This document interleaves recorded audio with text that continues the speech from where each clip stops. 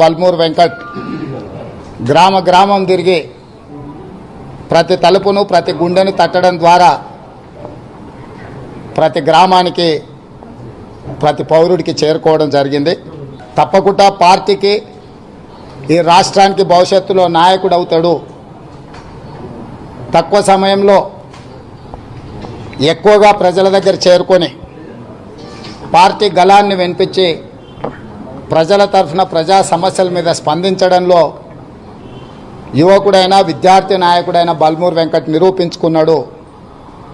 నాకు సంపూర్ణమైన విశ్వాసం ఉంది, బల్మూర్ వెంకట్ భవిష్యత్తులో కాంగ్రెస్ పార్టీకి రాష్ట్రానికి నాయకుడు అవుతాడు. రేపటి నుండే హుజూరాబాద్ ప్రజలకు అందుబాటులో ఉండి హుజూరాబాద్ నియోజకవర్గ ప్రజల యొక్క సమస్యల మీద, రాష్ట్రంలో ఉండే విద్యార్థి నిరుద్యోగ రైతుల సమస్యల మీద పార్టీ నాయకుడిగా మా సోదరులు మరి గౌరవ శాసన మండలి సభ్యులు, రాష్ట్ర యువతరానికి విద్యార్థి లోకానికి కాంగ్రెస్ పార్టీ అధ్యక్షుడిగా, ఎన్ఎస్సీ అధ్యక్షుడిగా దాదాపు గత ప్రభుత్వం 100 కేసులు పెట్టింది ఆయన మీద. 100 అనునిత్యం పాపం ఇప్పుడు కూడా కోర్టుల పరంగానే తిరుగుతాడు మా వెంకట్.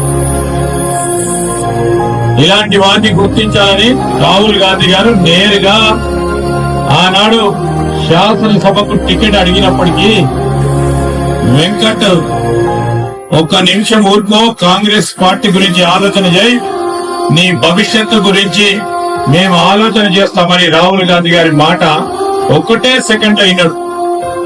3 నెలల తర్వాత అనుకోలే ఆయనకు ఆఫీస్ నుంచి ఫోన్ వచ్చింది, శాసన మండలి సభ్యుడిగా నేను ఎంపిక చేస్తామంటే